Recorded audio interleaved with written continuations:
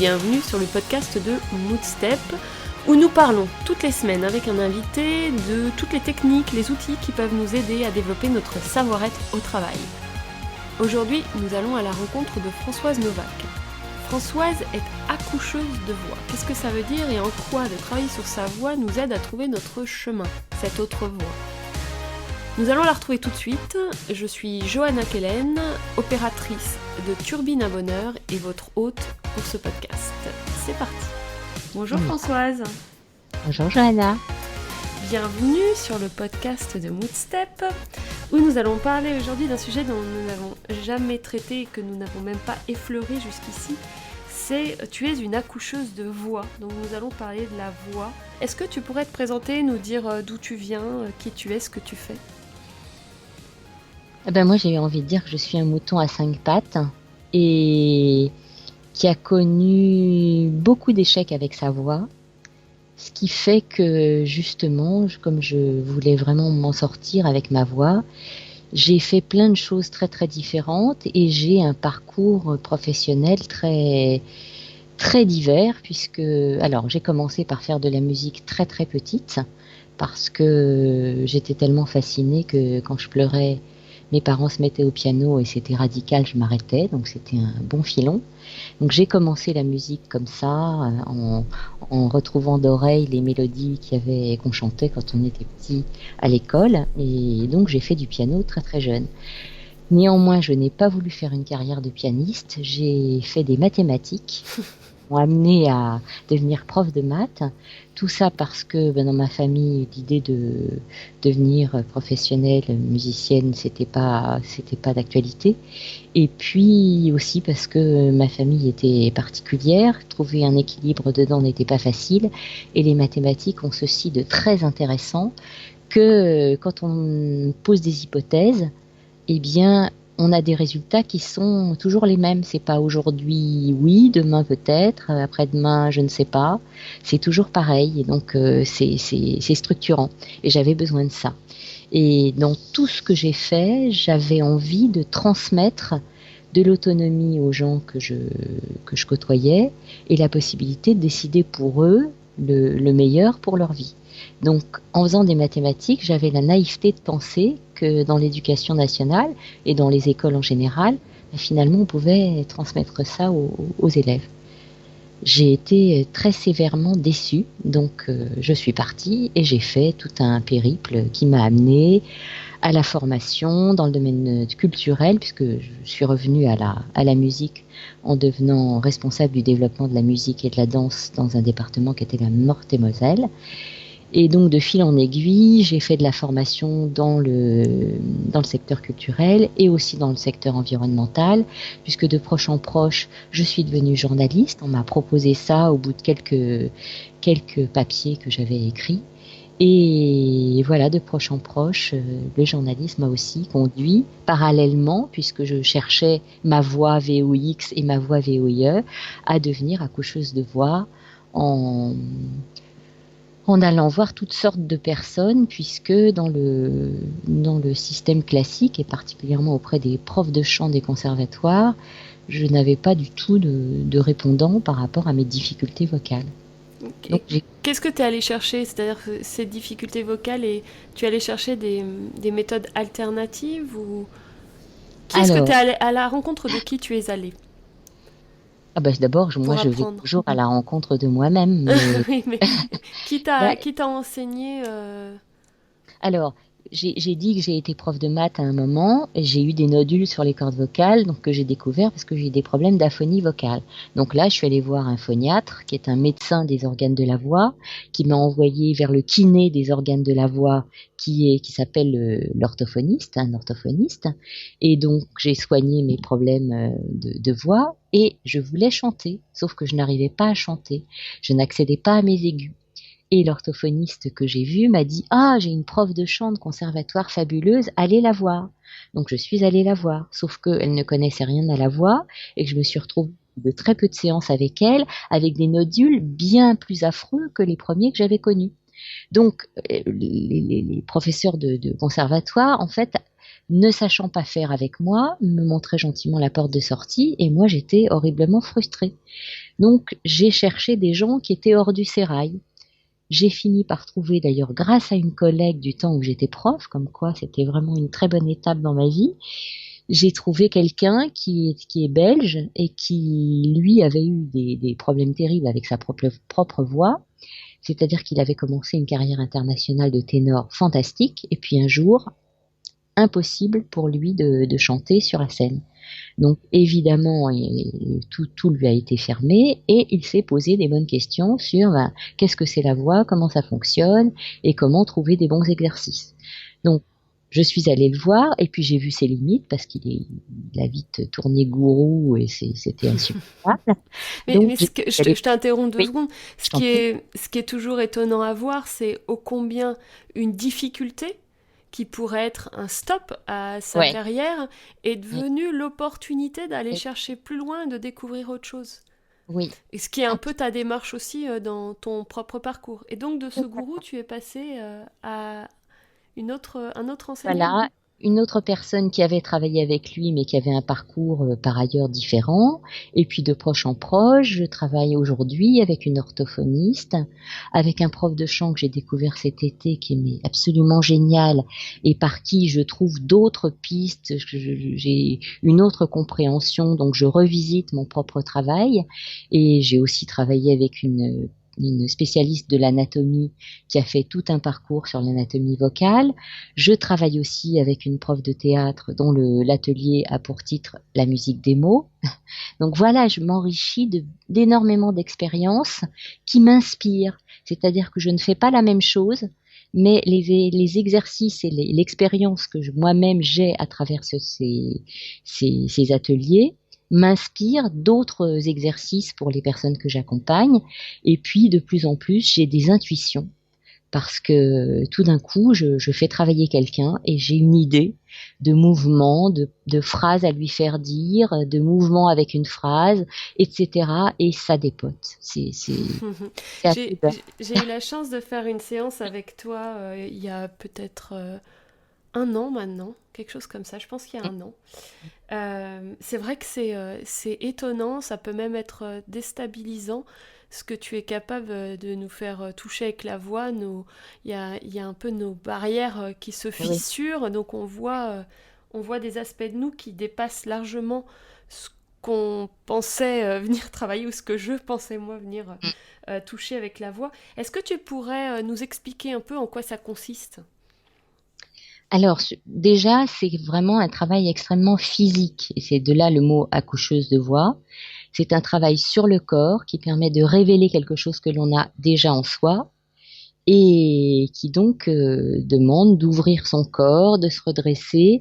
Mais justement, le corps, il sait plein de choses, il sait faire tout ça, sauf que on aborde la vie dans notre pays et beaucoup en Occident à travers le mental, et on veut tout piloter par le mental, ce qui fait qu'en général, on dénie notre corps, on l'empêche de faire des choses qui sont naturelles pour lui, et justement parce qu'on donne une priorité absolue à la pensée, à la construction analytique. Et justement, ça, c'est un frein absolument dingue. Le fait qu'on a vécu des émotions font qu'on resserre son corps, on est très souvent replié au niveau des épaules vers l'avant, on est replié au niveau de la courbure de la tête vers le bas, et tout ça est pour mieux protéger des émotions qu'on a vécues il y a très longtemps et qu'on a verrouillées en soi. Le travail que je fais faire consiste à réouvrir le corps par des postures, par une autre façon, des protocoles pour respirer autrement, pour faire des sons autrement, en s'imaginant qu'on retrouve le statut de souverain de soi-même, donc un peu l'archétype du roi ou de la reine chez Jung. Et tout ça fait que on gomme, on essaye de dire au mental, coucher un petit peu, reste un petit peu tranquille et laisse le corps faire ce qu'il sait faire. Mais il y a un gros combat parce que le mental n'a pas envie de lâcher prise. Et c'est là que parfois les gens ont du mal à lâcher tout ça. Mais dès qu'on lâche, le corps nous montre que c'est génial, il arrive tout seul à faire des choses absolument fantastiques qu'on l'a vraiment empêché de faire jusque-là. Et qui se manifeste aussi par le son de la voix, en fin de compte, Ah oui, qui est comme un, j'ai envie de dire, un KPI, un indicateur du travail qui a été fait et de ce qui a été relâché. Pour oui. visualiser un peu mieux, pour les gens qui n'ont jamais vécu ça, euh, à quoi ça ressemble? Qu'est-ce qu'on va vivre en allant dans un atelier comme celui-ci? Bah, ça dépend des gens parce que suivant les cas, les gens vont faire une impro parler et puis en fonction de ça, je vais inventer un protocole pour que justement ils acceptent que le corps prenne son essence, c'est-à-dire se mette à inspirer au lieu de faire quelque chose du genre que je vais faire là, c'est-à-dire parler, parler, parler, puis j'ai tellement envie de dire ce que j'ai envie de dire que j'oublie de respirer, je vais jusqu'au bout, je commence à être mal, et puis je prends une toute petite respiration comme ça, et puis je continue, ce qui fait que déjà, toi qui m'écoutais, tu t'es senti mal parce que comme je suis à bout de souffle, c'est dérangeant, donc tu as plus trop envie de m'écouter. Et puis moi-même, je suis mal et je continue à rester dans mon espèce d'étouffement permanent qui fait que je ne suis pas dans la présence. Et quand je suis pas dans la présence, je suis pas avec les gens avec qui je veux échanger. Donc ils vont partir dans leurs pensées parce que c'est désagréable d'être avec quelqu'un qui respire pas par le fait que nous sommes tous des animaux et qu'on est dans une empathie inconsciente qui fait que si je respire pas, ça va t'empêcher aussi toi de respirer. Alors que si j'inspire comme ça, tu vas te sentir beaucoup plus à l'aise pour toi-même respirer et du coup être avec moi. Et je parlais de présence parce que ça veut dire que moi, quand j'inspire, j'inspire et puis après je suis dans ce que je vais dire et donc tu vas être avec moi parce que je suis présente dans ce que je dis et même dans mon inspire. Et il va y avoir dans ce silence de l'inspire quelque chose qui va nous relier. Et ça donne l'écoute des gens qui sont là justement pour écouter ce que j'ai à dire. Oui, donc Et c'est c'est, tangible, hein. C'est tangible, oui. on le sent, mais c'est assez fou. Donc c'est apprendre. J'entends le mot écoute. En fait, c'est vrai que la voix est on pourrait dire un outil de communication. Oui, Et là, quand je t'écoute, j'entends les deux plans. J'entends la communication avec soi-même, c'est-à-dire par l'écoute, puisqu'en fin de compte, et là, je prends conscience que je fais une phrase sans respiration. C'est très drôle. Euh, donc c'est apprendre à s'écouter via des signes dans le corps ou dans comment est notre voix ou notre souffle.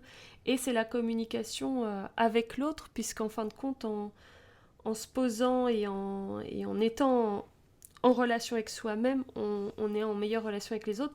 oui, Donc, en fin de compte, avec cette technique, tu travailles sur des choses aussi larges que le stress ou même le leadership, parce que j'ai l'impression que ça oui, peut jouer dans c'est la énorme. prise de parole et de ce qu'on renvoie à l'autre. C'est énorme de ce point de vue-là. Et justement, là, j'ai fait un cycle avec une personne qui est directrice générale d'une entreprise d'une soixantaine de personnes. Elle m'a raconté, parce qu'à la fin du cycle de 8 séances, je fais un bilan, c'est-à-dire j'ai préparé un questionnaire qui est le même pour tout le monde. Enfin, je vais pas te raconter ça en détail, mais les gens voient justement ce qui a changé. Et puis il y a un retour aussi sur mon travail, parce que c'est toujours bien d'avoir des critiques constructives pour améliorer ce que l'on fait. Et cette dame m'a expliqué que, avant de commencer le travail avec moi, il lui arrivait de devoir intervenir en public.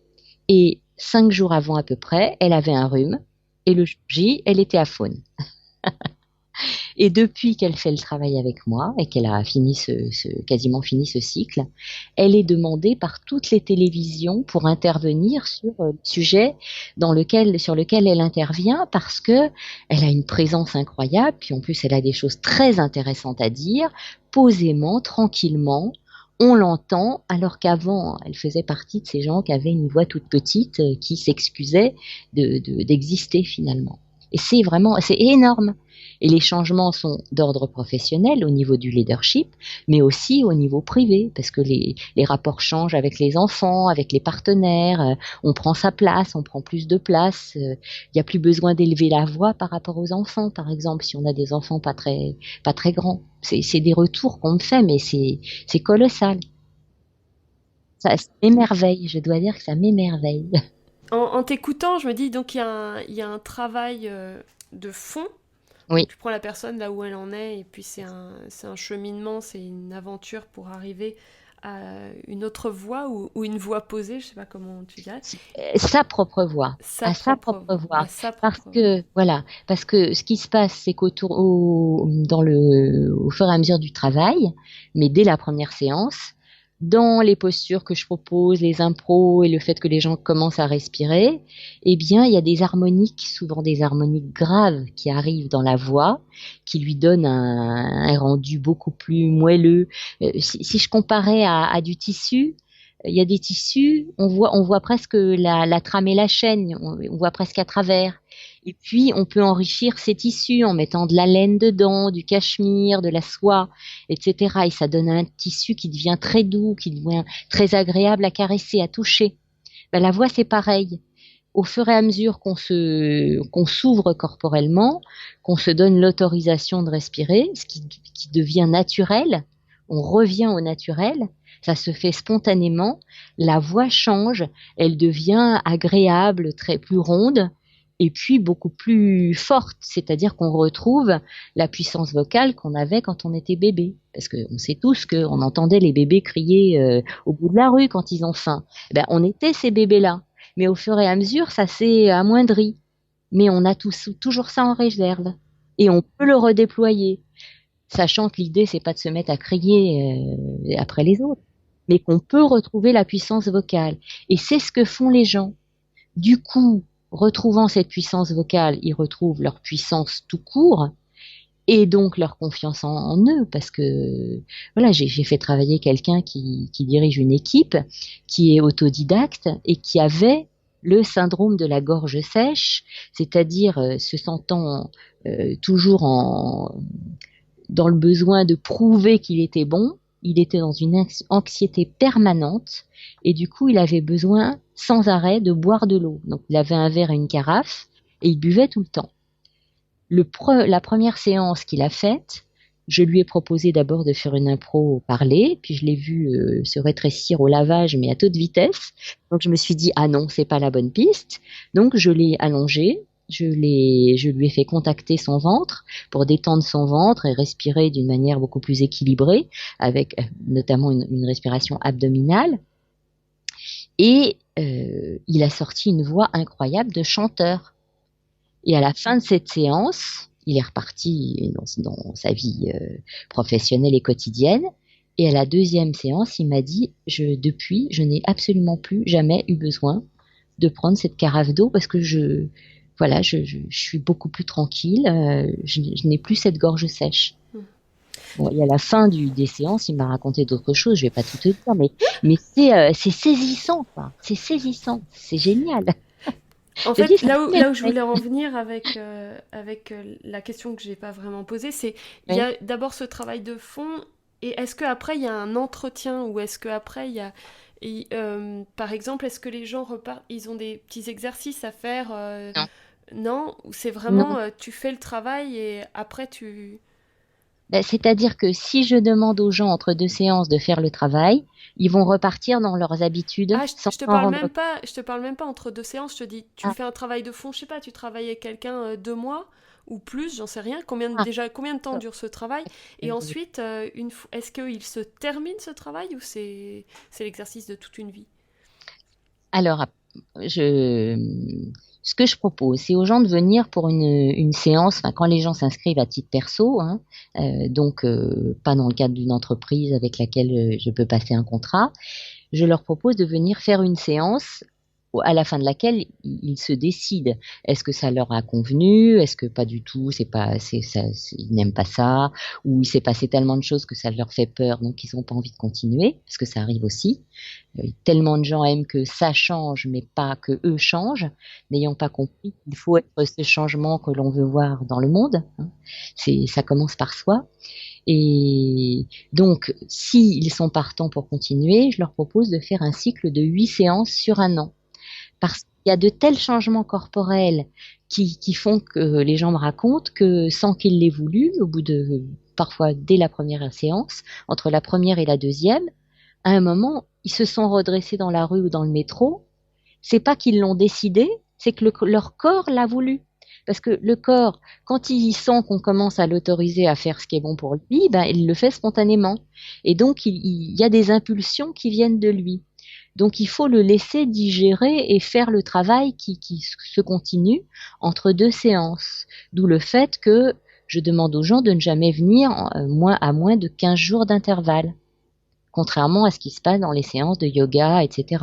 Tout ce qu'on fait, c'est très souvent dans le domaine du corps ou du développement personnel, on a tendance à dire aux gens, ben, venez 3 fois par semaine ou au moins 1 fois par semaine. Ben, moi, je dis, ne venez pas à moins de 15 jours entre 2 séances. Et après ce travail d'1 an de 8 séances, est-ce qu'il y a un entretien ou pas?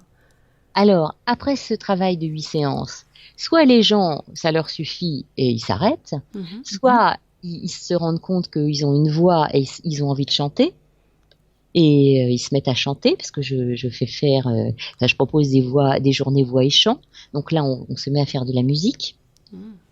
Il y a des gens qui, au bout de 8 séances, sont partis d'une telle fermeture que spontanément ils se disent ah ben je reprends, ou parce qu'ils ont encore un peu de stress à régler pour eux, ben on refait un cycle de 4 séances, ou un cycle de 8 séances, ou un cycle de 2 séances. C'est du sur-mesure, si tu veux. D'accord. Et moi, personnellement, tu vois, je travaille sur ma voix et il n'y a pas de limite. J'ai envie de continuer et je sais qu'on peut toujours améliorer les choses. Oui, toi, tu es une chercheuse presque dans ce domaine. Tu utilises toi pour apprendre et retransmettre. Ben, je suis une chercheuse et je sens que j'ai encore des choses à régler dans ma voix. C'est-à-dire que et tu disais tout à l'heure que c'est l'échec qui est porteur. Je voudrais faire une parenthèse parce que en écoutant une émission sur France Culture, j'ai découvert l'existence d'un monsieur qui s'appelle Charles Pépin. Je le connais, Charles. Génial. Il a écrit un bouquin qui s'appelle Les Vertus de l'échec et c'est vraiment un livre que je conseille à tout le monde. L'échec, c'est vraiment génial pour rebondir et aller plus loin, trouver des nouvelles choses qui sont les bonnes pour nous, nous faire découvrir, s'améliorer. Mais je trouve ça fabuleux. Donc aujourd'hui, j'ai encore des choses à régler dans ma voix chantée.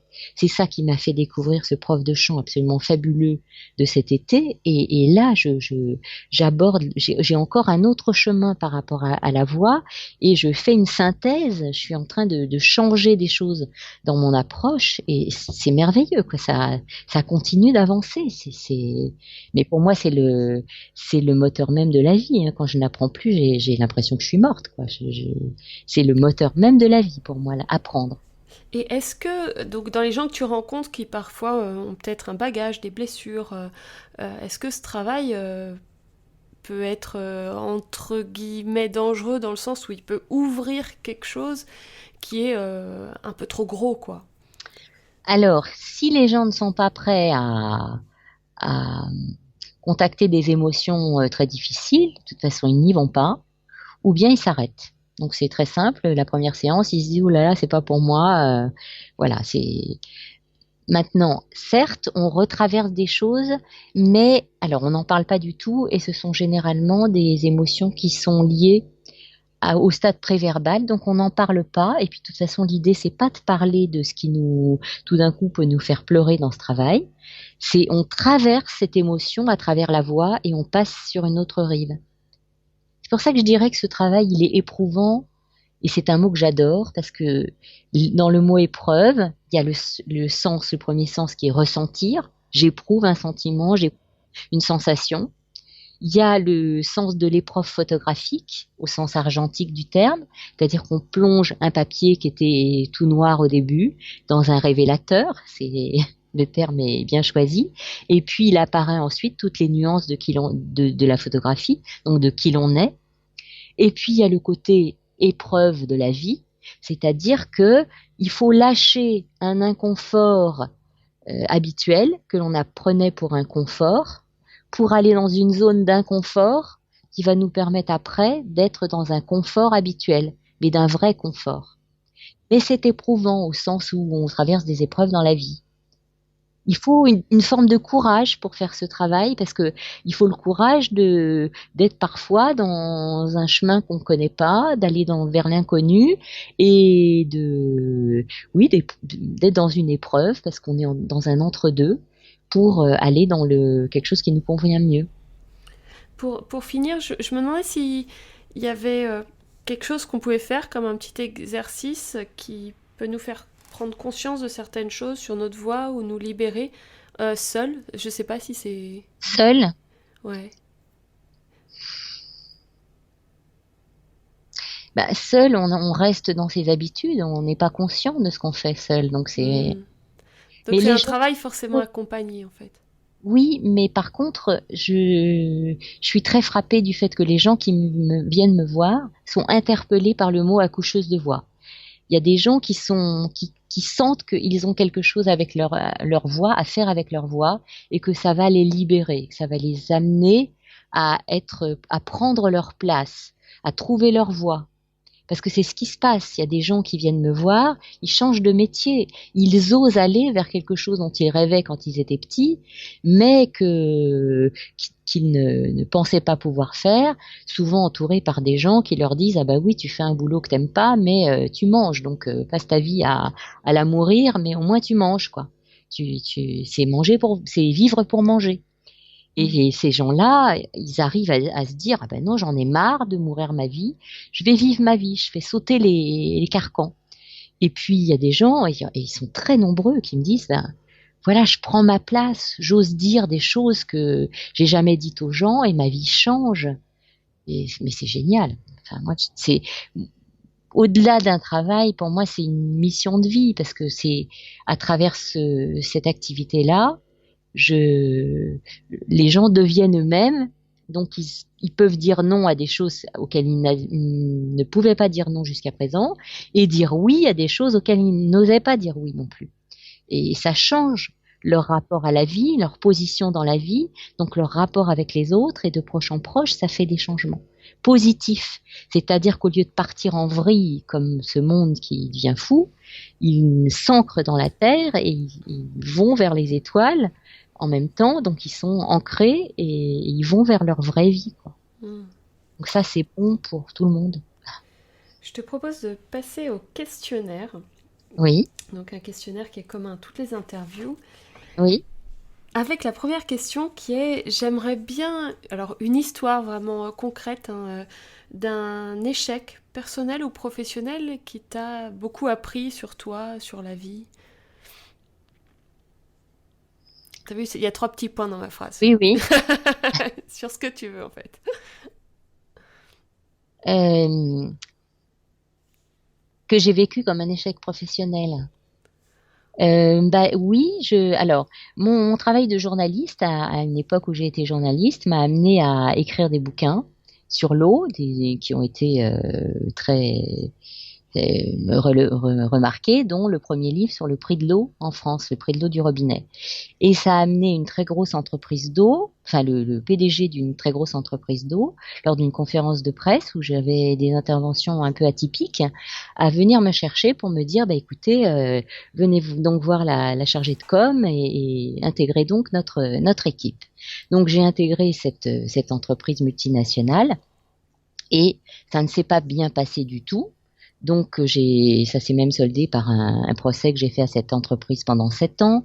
J'ai Oula, ah oui. j'ai été licenciée une première fois, réintégrée parce que j'avais raison, et relicenciée une deuxième fois après avoir vécu un harcèlement assez désagréable et vécu une dépression nerveuse qui était difficile à vivre.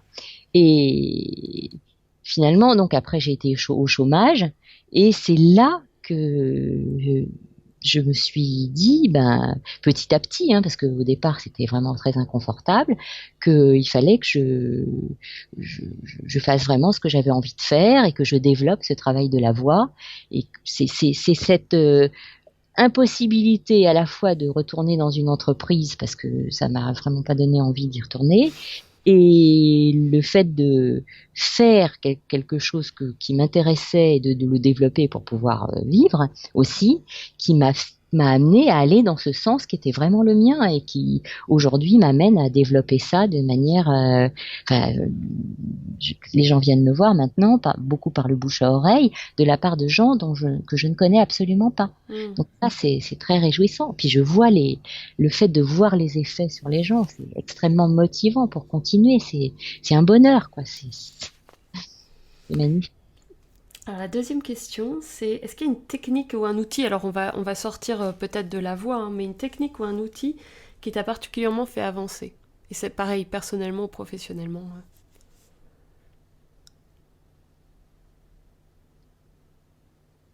Alors je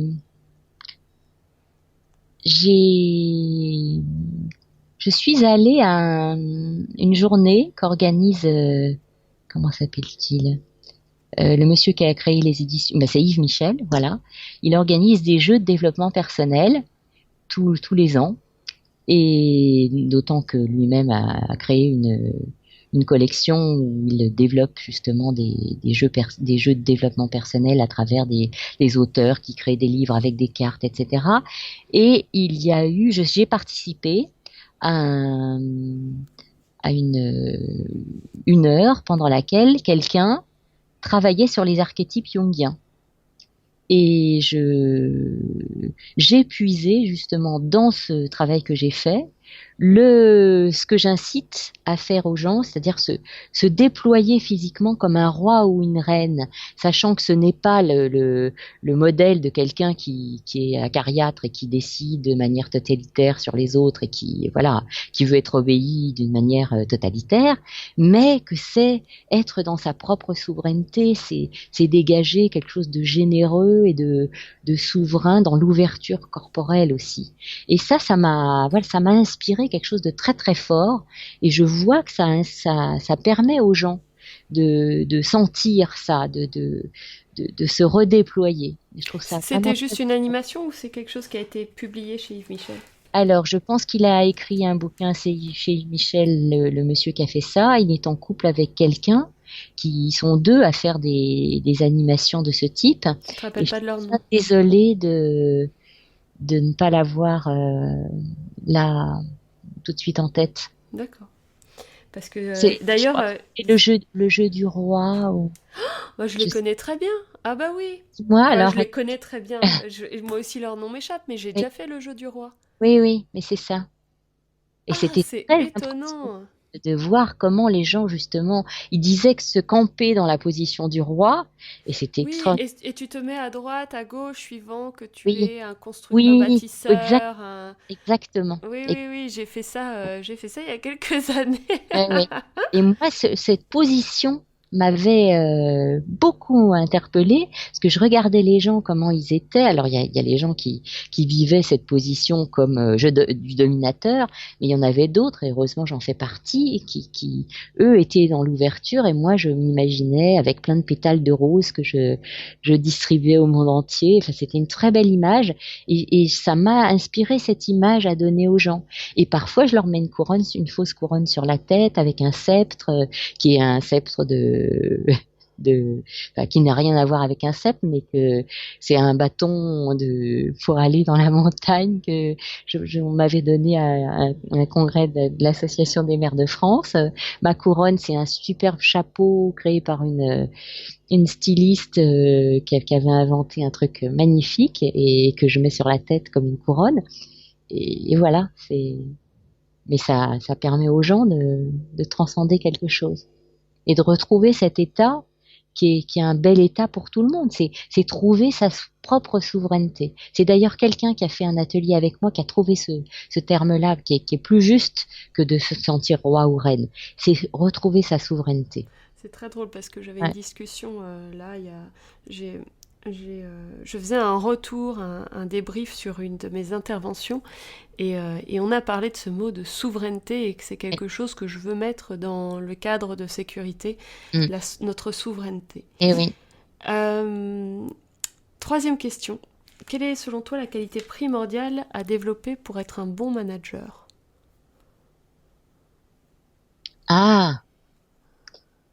Eh bien, je dirais être capable de faire fi de la cour dont on est entouré.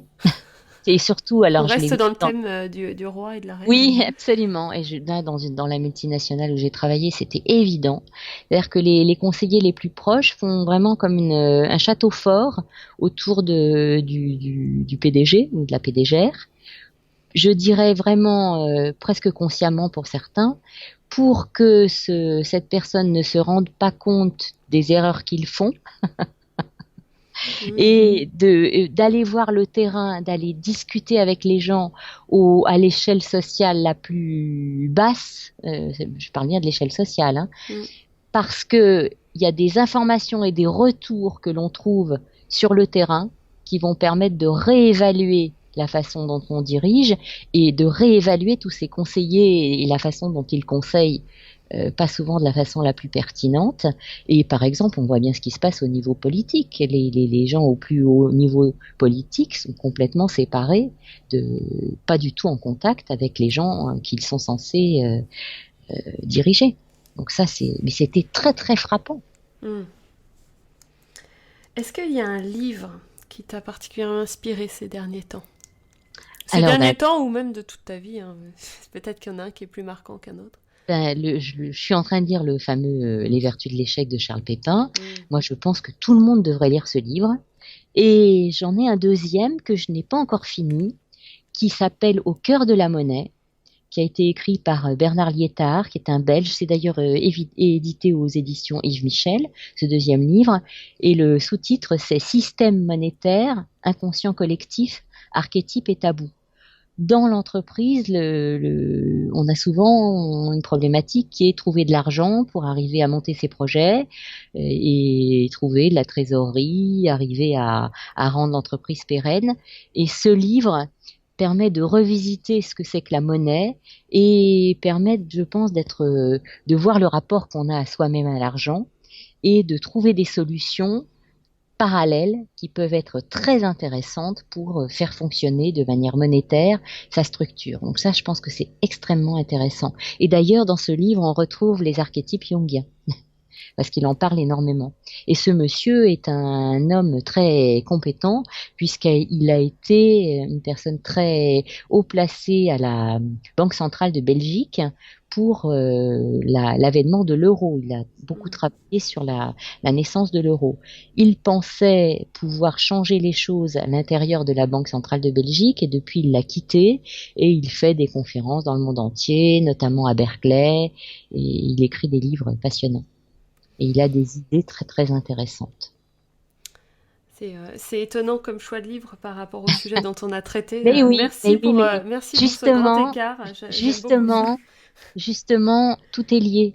Parce que notre inconscient joue énormément dans le monde du travail. Et je reviens là-dessus. Le travail de la voix, je le fais faire sur des choses qui sont du fondement, mais ça a des incidences sur le travail absolument considérables et autant sur la vie perso. Et donc nous allons finir avec une citation qui t'inspire. Ah, oula. Charité bien ordonnée commence par soi-même. Oui, parce que le fait de vouloir aider les autres en oubliant de nettoyer ses propres toiles d'araignée et se faire du bien d'abord soi-même, je pense que c'est une grave erreur. Ça fait que l'enfer est pavé de bonnes intentions. Où est-ce qu'on peut te retrouver si on veut rentrer en contact avec toi, Françoise? Par l'intermédiaire de mon site qui a pour adresse www.francoisenovak.com. Alors, Françoise, c'est Françoise sans la cédille sous le C. Novak, c'est mon nom, donc c'est N comme Noémie, O comme Oscar, W comme Wagon, A comme Anatole et K comme Kaolin. Kaolin, tiens, c'est pas mal. Oui. De toute façon, donc ta citation, les livres et ton site internet seront dans la description de ce podcast qu'on peut retrouver sur SoundCloud, iTunes et le blog Moodstep. Merci beaucoup. J'ai envie de te demander, avant qu'on se quitte, ce qu'on pourrait te souhaiter pour l'avenir, là. De quoi tu as envie? J'ai une baguette magique, je vais te l'offrir. Alors c'est très clair. C'est très clair. Parce que je travaille avec quelqu'un de remarquable sur la stratégie dans mon travail et c'est quelqu'un de très éclairé qui Que justement je connais bien aussi, c'est Étienne dont voilà, tu parles. exactement Étienne Pluvinage, qui m'a fait, d'ailleurs avec d'autres personnes qui veulent développer leur travail, travailler justement sur cette idée-là, pardon, c'est d'imaginer les choses quand elles seront très très avancées. Eh bien, je rêve de trouver une grande salle, une très belle salle où je pourrais faire ce travail de la voix sans gêner les voisins et avec un très très bel espace, et que cet espace soit l'occasion de rencontrer des gens qui ont des idées neuves et positives sur le monde, reliées au corps, justement qui ne sont pas que des têtes, parce que quand on est séparé de son corps, on n'a pas de bonnes idées et pas d'idées fertiles en tout cas. Et donc que ce soit aussi bien le Dalai Lama, Bernard Liétard, des gens de ce type qui viendraient exprimer leurs idées, faire vivre leurs idées et de partager ce lieu avec des gens qui font du massage ayurvédique et des choses comme ça. Uka Ilolo. Non, il faut que tu regardes le travail d'Uka qui est Je un connais pas. chorégraphe de hip-hop et qui aujourd'hui est chorégraphe d'entreprise et qui travaille beaucoup avec le corps aussi. Je le vois bien dans ton espace, je l'ai vu. D'accord, d'accord. Tu dis Uka Ulolo? Ilolo. Ilolo. I-L-O-L-O, je crois. D'accord, je vais aller voir ça. J'ai fait une interview vidéo avec Uka et c'est aussi un amoureux des mots, donc c'est marrant. Mm, Il y a quelque chose qui se rejoint. d'accord. Merci beaucoup Françoise. Et ben, D'accord. je t'envoie tout ça, c'est en chemin, la salle, tout ça, le Dalai Lama, ça y est. Super. Il vient de prendre son billet d'avion. Je prépare la chambre. Et je te Merci souhaite une beaucoup. merveilleuse journée. Mais toi de même, Jeanne. À Au revoir. bientôt. Bon, puis tant que j'ai ma baguette dans la main, et puis parce que j'ai beaucoup de crédit, et vous, qu'est-ce que vous souhaitez pour votre avenir? On arrive bientôt aux résolutions à la nouvelle année. Alors, concentrez-vous. Adjugé vendu, ça arrive, c'est en route, et on se retrouve dès la semaine prochaine avec un nouvel invité. Bonne semaine!